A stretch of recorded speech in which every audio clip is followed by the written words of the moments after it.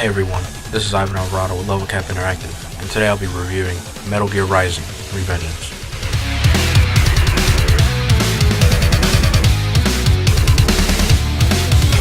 There's no way to explain the story in MGR other than by calling it the perfect union of Platinum Games and Kojima Productions. Anyone familiar with the Metal Gear series knows how weird the stories can get. The same can be said of anyone who's played any of Platinum's previous games. They tend to be more on the far end of insane. In Rising, we're dragged forward at breakneck speeds alongside the cyborg ninja Raiden, who has, as it seems, left his family behind to begin working with a mercenary group to protect high-ranking government officials. During the beginning of the game, we see one of Raiden's clients get ambushed by a group of cyborg PMCs, which forces Raiden to take action. To not spoil anything, Raiden eventually comes across one of the game's antagonists, Jetstream Sam, who bests Raiden in a duel and leaves him severely injured. This leads Raiden to acquire some cool new upgrades and return to the front line for his Revengeance. The story continues to take some weird turns, especially in the end, but it does fit in the universe and sits on the darker side compared to what Metal Gear fans are used to. Rising is on the short side in terms of overall length, taking about 7.5 hours to complete, but doesn't feel as if you're given anything less than what was intended.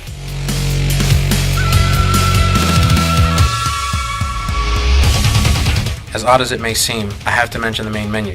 I have to say that it's one of the coolest main menus I've ever seen. But on to more serious things. The presentation in Rising is very sleek and fits well into the futuristic style of the story. There should be no surprise that Rising is just gorgeous. The visuals are extremely crisp and do a great job of showcasing the vicious moves Raiden is able to pull off. The enemy design is well done, and even more so on the boss characters. Trust me, in one boss battle, what should be possible for him to do in order to evade Raiden's attacks was made possible, and is nothing short of cool to watch. Raiden's character model is also well designed. From his two-piece sliding visor to his large and animated sheath, he's just cool to look at while standing still or while in the middle of one of his many insane combos. Rising is also insanely violent, with bodies being cut to shreds by the player and other characters being decapitated or dismembered during cutscenes. But it's okay, they're just cyborgs, right?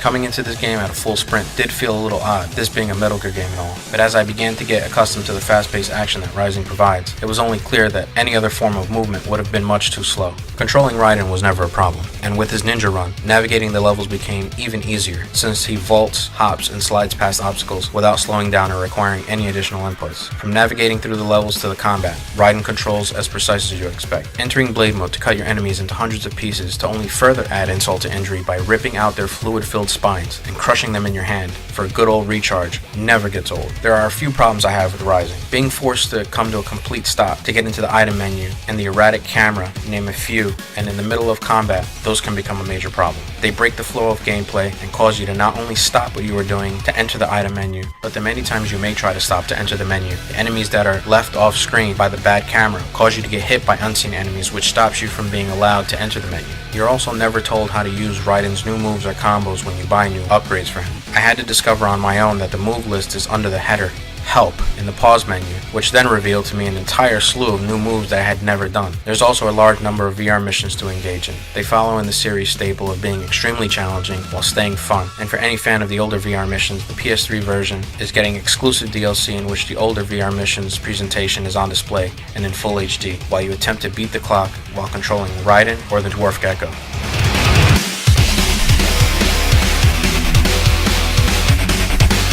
Similar to the rest of the game, the sound design was well done. The sounds of slicing through enemies and objects is only matched by its physical fun, and deflecting bullets off your sword would not be without proper sound design. Where the problem tends to come in, and sadly so, is in Raiden's voice acting. The voice acting is good, but the production team did a bad job of deciding how and where to use the different levels of Raiden's character. Through your time with Rising, you'll come across 4 different sides of Raiden, sometimes one right after the other. It doesn't break the game, but it's noticeable. Other characters don't have this problem, and just as the other Metal Gear games, the voice acting can be a little overdone, but it works.